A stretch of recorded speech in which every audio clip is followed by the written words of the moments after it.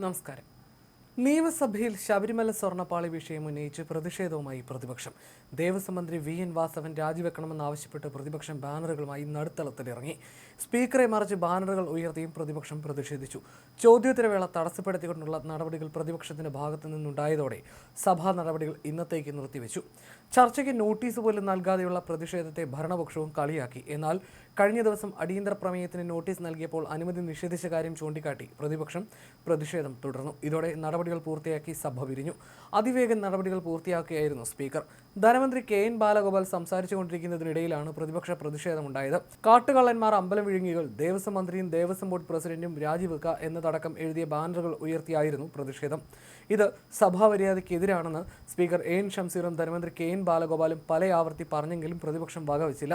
സഭയിലെ പുതിയ അംഗങ്ങളായ ആര്യാടൻ ഷൗക്കത്തിനോടും ചാണ്ടിയമ്മനോടുമൊക്കെ ബാനർ പിടിക്കുന്നത് ശരിയാണോ എന്ന് ബാലഗോപാൽ ചോദിച്ചു.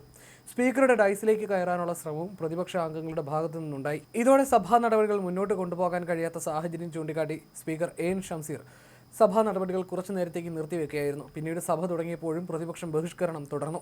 സ്വർണ്ണപ്പാളി വിഷയം ഗൗരവമായി തന്നെ സഭയിൽ ഉന്നയിക്കാൻ ഉറച്ചാണ് പ്രതിപക്ഷം തിങ്കളാഴ്ച സഭയിലെത്തിയത്.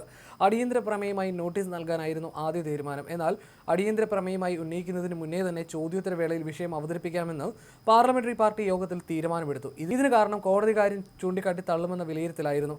അതിന്റെ അടിസ്ഥാനത്തിലാണ് ഇന്ന് ചോദ്യോത്തര വേള തുടങ്ങിയ ഉടൻ തന്നെ പ്രതിപക്ഷ നേതാവ് വി.ഡി. സതീശൻ ഈ വിഷയം സഭയിൽ ഉന്നയിക്കുകയും പ്രതിഷേധിക്കുകയും ചെയ്തത്. ഇടവേളയ്ക്ക് ശേഷം ഇന്നാണ് നിയമസഭാ സമ്മേളനം വീണ്ടും ആരംഭിച്ചത്. സ്വർണ്ണപ്പാളി വിഷയത്തിൽ സർക്കാർ ഇതുവരെ അന്വേഷണം പ്രഖ്യാപിച്ചിട്ടില്ല. സ്വർണം നഷ്ടമായത് ദേവസ്വം ബോർഡിന്റെ തലയിൽ വെച്ച് സർക്കാർ മാറി നിൽക്കുകയാണെന്ന് നേതാക്കൾ കുറ്റപ്പെടുത്തുന്നു. മുഖ്യമന്ത്രിയും ഈ വിഷയത്തിൽ ഇതുവരെ പ്രതികരിച്ചിട്ടില്ല. ഇതാണ് ചർച്ചയാക്കാൻ പ്രതിപക്ഷം ശ്രമിക്കുന്നത്. ശബരിമലയിലെ സ്വർണം മോഷണം പോയെന്നും ദേവസ്വം മന്ത്രി രാജിവെക്കണമെന്നും പ്രതിപക്ഷ നേതാവ് വി.ഡി. സതീശൻ പറഞ്ഞു. ശബരിമല പ്രശ്നം സഭയിൽ കൊണ്ടുവരാൻ സർക്കാർ സമ്മതിക്കുന്നില്ലെന്ന് പറഞ്ഞ പ്രതിപക്ഷം ചോദ്യോത്തരവേള തുടങ്ങിയതോടെ പ്രതിഷേധം ശക്തമാക്കി. ചോദ്യോത്തരവേളയിലേക്ക് സ്പീക്കർ കടന്നതോടെ പ്രതിപക്ഷം നടുത്തളത്തിലിറങ്ങിയായിരുന്നു. ബഹളത്തിനിടയിലാണ് സ്പീക്കറുടെ ഇരിപ്പിടം മറച്ച് ബാനർ കെട്ടിയ പ്രതിപക്ഷം സഭയിൽ ശരണം വിളിച്ചുകൊണ്ട് പ്രതിഷേധിച്ചത്. പ്രതിപക്ഷം CBI അന്വേഷണമാണ് ആവശ്യപ്പെടുന്നത്.